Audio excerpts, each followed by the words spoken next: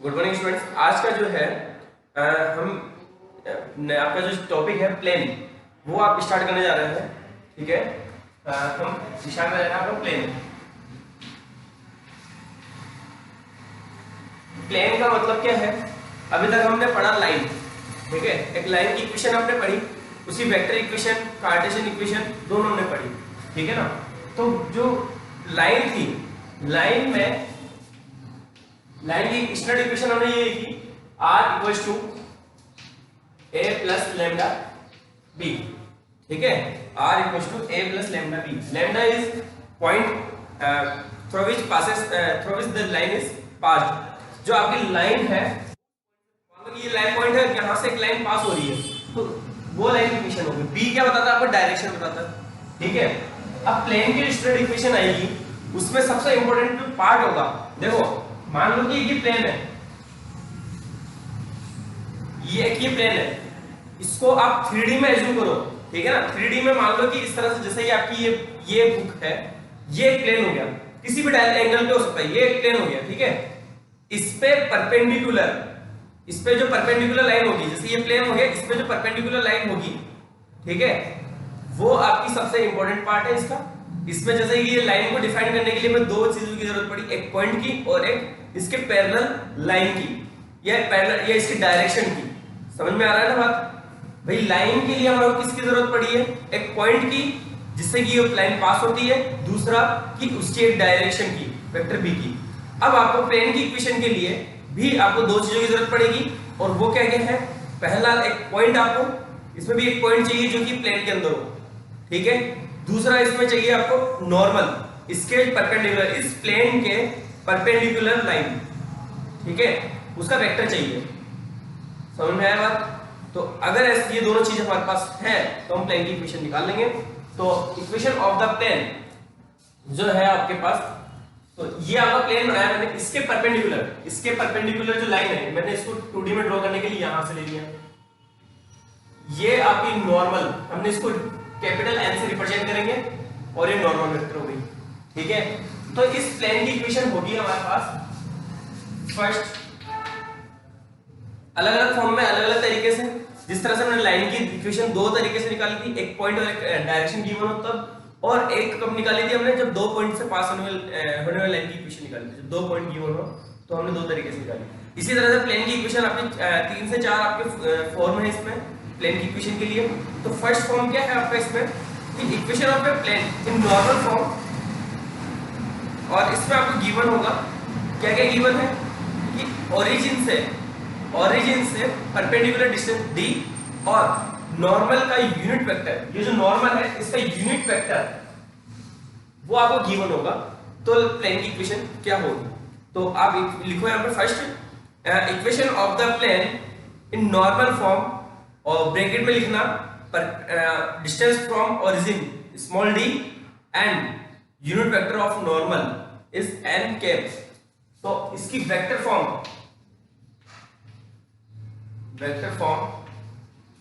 वो हो जाएगी आपकी r dot n cap equals to d। समझ में आया? r जो है आपका एक वेरिएबल रहेगा, r एक लाइन, एक तरह से समझ लो, ये कि लाइन जिससे है वैसी एक लाइन है r, तो r से मेरे को मतलब नहीं है, r ही रहेगा, n के साथ इसका डॉट प्रोडक्ट रखना है, और इक्वल्स टू d। तो जो यहाँ पे जो भी वेक्टर आएगा r के साथ, उसका अगर हम उसका यूनिट वेक्टर कर देते हैं, तो इस तरफ जो डिस्टेंस आएगी वो आपकी ओरिजिन से डिस्टेंस है d। ठीक है, आप लिखो, मैंने हेडलाइन लिखवा दी थी आपकी, equation of the plane in normal form, और ब्रैकेट में लिखोगे आप distance from origin is small d and unit vector of normal is n cap, then equation of the line is, equation of the plane is this. ठीक है, ये normal form, ये vector form हो गया। इसी का कार्टेशियन फॉर्म,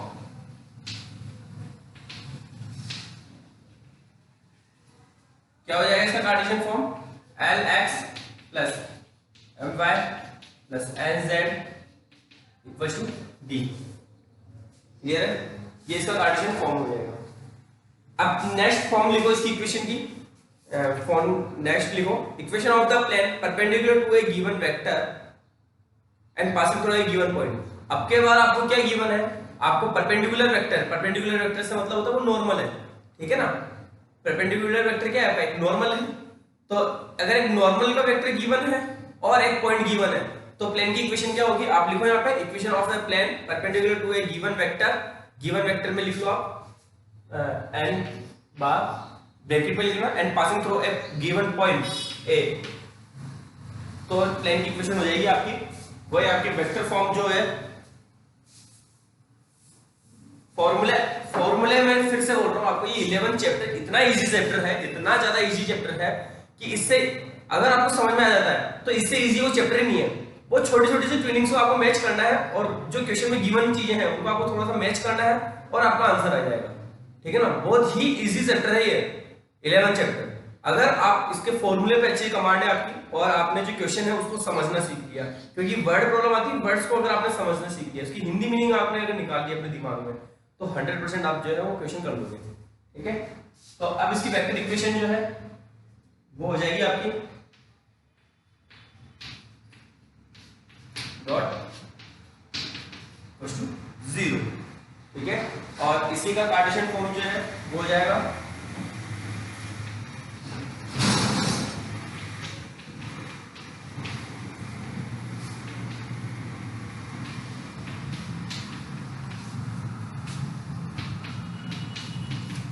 देखो ये ABC क्या है, कैपिटल ABC, ये direction ratios of the normal, इस नॉर्मल के डायरेक्शन रेशियोज है ये ABC, ठीक है। और S1 Y1 Z1 क्या है, पॉइंट के कोऑर्डिनेट्स है, तो वो सीधा सा इक्वेशन हो गई, ठीक है। नेक्स्ट लिखो आप equation of the plane through 3 non collinear points. अगर 3 नॉन कोलिनियर पॉइंट्स हैं तो प्लेन की इक्वेशन क्या होगी, तो देखो आप इसका वेक्टर फॉर्म तो ये होगा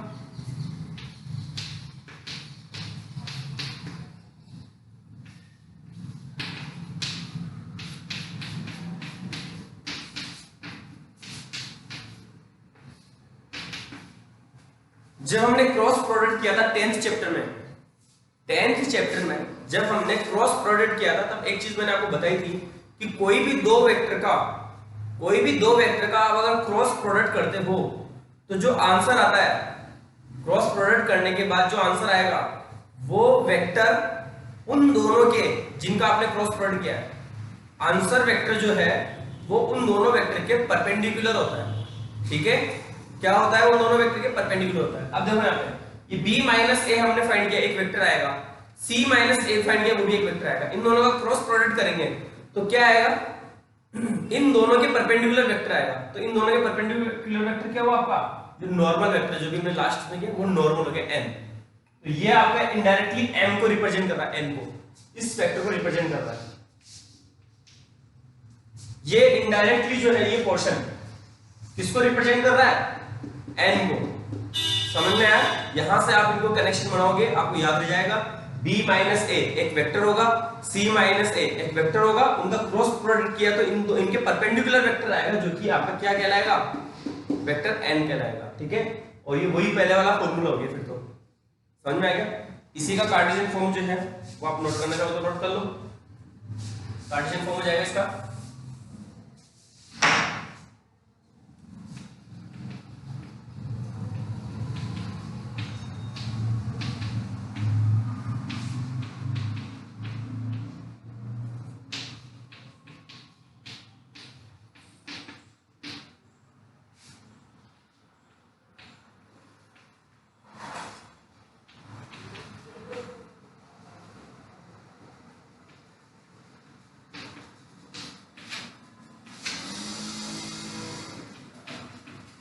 इक्वल्स टू 0, ठीक है।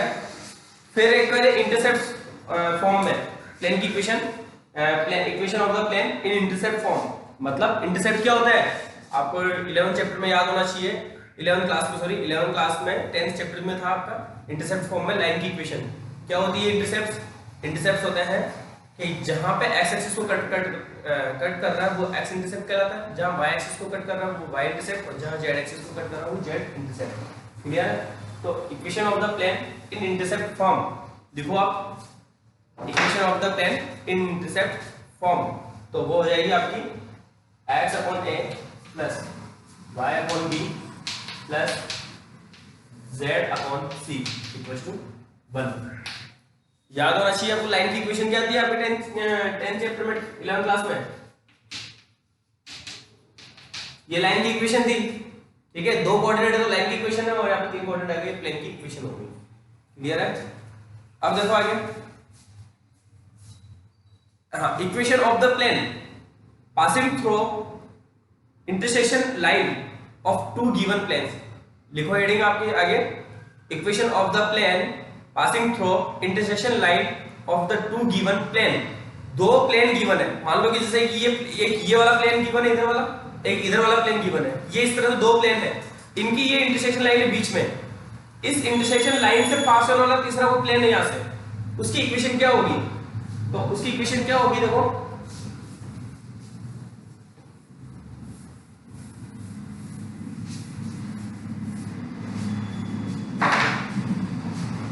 उसकी इक्वेशन होगी आपकी, मान लो कि दो प्लेन इस तरह से है,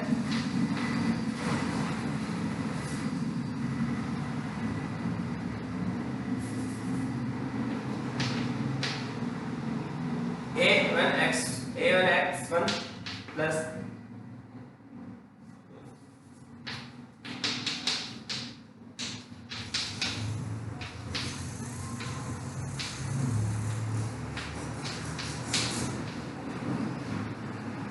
प्लस लेमडा, पहला प्लेन फर्स्ट वाला प्लेन लेना होगा एक साइड में, ठीक है, फिर प्लस लेमडा लगा के और दूसरा वाला प्लेन की इक्वेशन जो सेकंड प्लेन होगा उसमें a2x plus b2y plus c2z minus d2 equal to 0।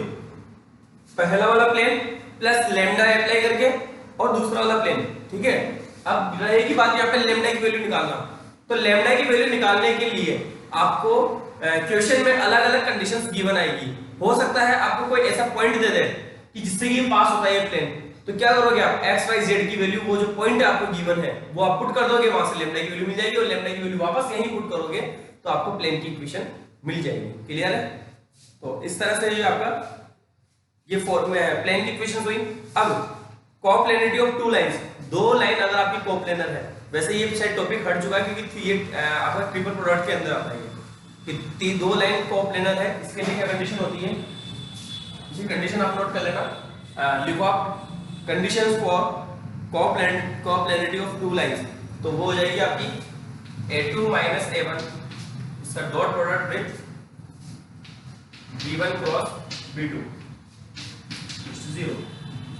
ठीक है, तीन वेक्टर, तीन लाइन के अगर वेक्टर कोप्लेनर है तो उसका फॉर्मूला होता है, ये आपका ट्रिपल प्रोडक्ट आता है, वैसे आपके सिलेबस से हट चुका है ट्रिपल प्रोडक्ट, और ये होता है इक्वल टू 0। इसको करने से आपको वॉल्यूम फाइंड होता है, क्या निकलता है, वॉल्यूम, और इसका फॉर्मूला ये होता है आपका, एक को बाहर निकाल दो, dot product with b cross c, ये वॉल्यूम को डिनोट करता है। ठीक है, आप नोट करना चाहो तो कर लो, वैसे तो आपके ये ट्रिपल प्रोडक्ट जो है सिलेबस में से हटा दिया गया है, तो coplanarity of two lines is this. आगे चलते हैं हम, angle between two lines, two plane, तो वही है ये एंगल बिटवीन टू प्लेन। अब देखो ये एक प्लेन है, इसकी जो नॉर्मल है, और ये प्लेन है, इसकी जो नॉर्मल है, इन दोनों नॉर्मल के बीच में जो एंगल बनेगा वही इन दोनों प्लेन के बीच में एंगल बनेगा। तो हम ये प्लेन किसका एंगल, बीच का एंगल निकालते हैं, नॉर्मल का, और नॉर्मल के लिए वही आपका फॉर्मूला है जो हमने पहले 10th चैप्टर में आ चुका है अपने वेक्टर में, वही आपका a1 a2 plus b1 b2 plus c1 c2 upon first वाले नॉर्मल का मैग्नीट्यूड और इनटू दूसरे वाले का मैग्नीट्यूड। ठीक है, वही दे रखा है आपको इसमें, तो आप नोट कर लेना इसको। फिर distance of A point from A line, ये भी इंपॉर्टेंट है, तो ये नोट कर लेना, ये हो जाएगा आपका distance d equal to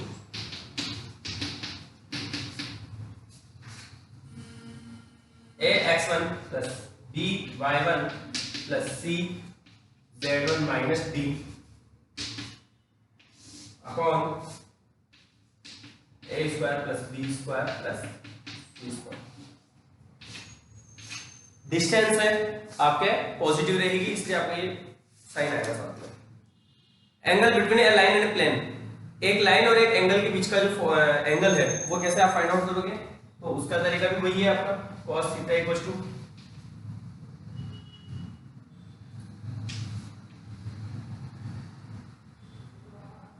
b dot n upon, वही है आपका ये भी a1 a2 plus b1 b2 plus c1 c2 upon एक का मैग्नीट्यूड इनटू दूसरे का मैग्नीट्यूड से डिवाइड करना है आपको। क्लियर है? तो ये आपके जो फॉर्मूले हैं उनको आप अच्छे से और देख लेना। मैंने जो फॉर्मूले हैं समझाने की कोशिश की है। मैं चाहता था आपको डायरेक्ट लिखने के लिए हो सकता था, लेकिन मैंने समझाया इसलिए है क्योंकि फॉर्मूले अगर आपको समझ में नहीं आया, फॉर्मूले में अगर आपकी कमांड नहीं है, 100% आपका एक भी क्वेश्चन आपसे नहीं हो पाएगा। जो सीधे सीधा फॉर्मूले बेस्ड क्वेश्चन है वो भी नहीं हो पाएगा। और फॉर्मूले पे अगर कमांड है तो इसमें कई सारे टिपिकल क्वेश्चन आएंगे, वो बहुत इजी हो जाएंगे अगर आपके फॉर्मूले पे कमांड हो। ठीक है? तो एक्सरसाइज जो है आपकी 11.3 वो तो डायरेक्ट आपके फॉर्मूला बेस्ड है पूरी एक्सरसाइज, एक भी क्वेश्चन इसमें इधर उधर नहीं है, पूरी एक्सरसाइज आपकी फॉर्मूला बेस्ड है। तो इसको बहुत इजी है, आप अपन खुद इसको करने की कोशिश करेंगे। ज्यादातर क्वेश्चन आपको खुद को करना है। मिसलेनियस एक्सरसाइज 100% गारंटी के साथ कह सकता हूं कि इसका जो क्वेश्चन आएगा आपके एग्जाम में 6 मार्क्स का वो मिसलेनियस एक्सरसाइज से आएगा। ठीक है? और मिसलेनियस एक्सरसाइज तभी समझ में आएगी जब आप ये पहले ये वाली एक्सरसाइज प्लेन और लाइन में दोनों कंबाइन आएंगे। प्लेन और लाइन के जो कंसेप्ट है वो दोनों एक साथ कंबाइन होंगे। तो फर्स्ट क्वेश्चन देखते हैं हम इसका। देखो, in each of the following cases determine the direction cosines of the normal to the plane and the distance from the origin. हमें ये जो प्लेन दे रखे हैं इनकी डायरेक्शन कोसाइंस और नॉर्मल ओरिजिन से डिस्टेंस फाइंड आउट करनी है। तो कुछ भी नहीं करना है, इसको मैग्नीट्यूड से इसको डिवाइड कर दो, वहां पे डायरेक्शन कोसाइंस भी आ जाएगी और डिस्टेंस भी आ जाएगी, दोनों चीज आ जाएगी। ठीक है? फर्स्ट जो फॉर्मूला है आपका उस पे आ जाओ।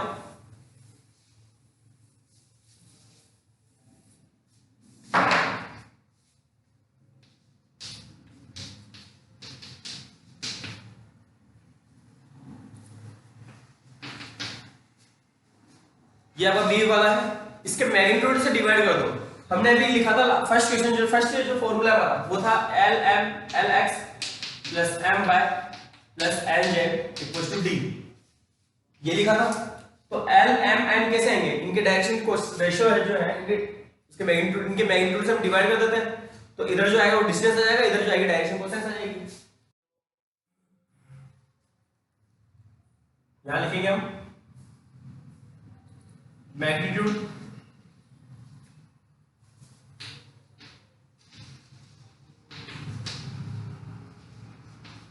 Of normal 1 square plus 1 square plus 1 square √3। ठीक है? √3 से इसको डिवाइड कर दो आप, तो ये हो जाता है हमारे पास, देखो 1/√3 x plus y plus z equals to 1/√3। √3 से डिवाइड कर दिया दोनों तरफ इसको। क्लियर हो गया? तो डायरेक्शन कोसाइंस पे क्या होगी? ध्यान लिखोगे आप, डायरेक्शन कोसाइंस ऑफ नॉर्मल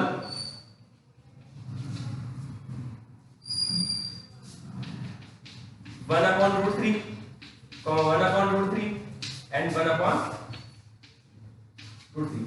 भाई एक्स वाई जेड की जो मल्टीपल में है वही आपकी डायरेक्शन कोसाइंस होगी। और डिस्टेंस फ्रॉम ओरिजिन, यहां से आपका डिस्टेंस फ्रॉम ओरिजिन जो है आपकी क्या हो जाएगी 1/√3। तो इसी तरह से सभी क्वेश्चन में आप क्या करोगे? मैग्नीट्यूड से डिवाइड करोगे, और मैग्नीट्यूड से डिवाइड करने के बाद इधर जो आपको कांस्टेंट नंबर आ रहा है राइट हैंड साइड पे ले जाने के बाद, अगर किसी में पहले इधर दे रखा है तो आपको पहले राइट हैंड साइड में लेके जाना उसको। ठीक है ना? राइट हैंड साइड में ले जाने के बाद जो आएगा वो आपका क्या आ जाएगा? डिस्टेंस आ जाएगी। लेकिन अगर वो नेगेटिव है तो भी उसको आपको पॉजिटिव ही आंसर लिखना है यहाँ पे। अगर आप सपोज कि माइनस का होता तो भी आपको आंसर में जो है इस माइनस को इसको पॉजिटिव बनाना है, और पॉजिटिव बनाने के लिए इसका जो माइनस है वो आप पहले इधर लेके जाओगे। ये ध्यान रखना है आपको। इसका इस चीज का इफेक्ट आएगा आपका डी वाले में, जो आपका लास्ट वाला जो क्वेश्चन है उसमें इसका इफेक्ट होगा, क्योंकि इसमें 8 प्लस का इधर आप इधर लेके आओगे माइनस का होगा, उसको ध्यान रखना। उसका माइनस जो है पहले उधर ट्रांसफर होगी। डी है, डिस्टेंस कभी भी नेगेटिव नहीं होती है, डिस्टेंस पॉजिटिव होगी। ये चीज हमेशा पॉजिटिव होगी। नेगेटिव ये हो सकते हैं, डायरेक्शन कोसाइंस नेगेटिव हो सकती है, हमारे पहले भी आया हुआ है। सेकंड क्वेश्चन चलो यहां से अपन कल करेंगे। ठीक है? और थर्ड क्वेश्चन जो है आपका आराम से आप कर सकते हो, फाइंड द कार्टेशियन इक्वेशन को कार्टेशियन में कन्वर्ट करना है। कार्टेशियन में कन्वर्ट करना बहुत ही इजी है। क्या करना है आपको, आई जे के जो कोएफिशिएंट है, मैं आपको थर्ड वाला एक करके बता देता हूं। थर्ड का एक देखो, आर डॉट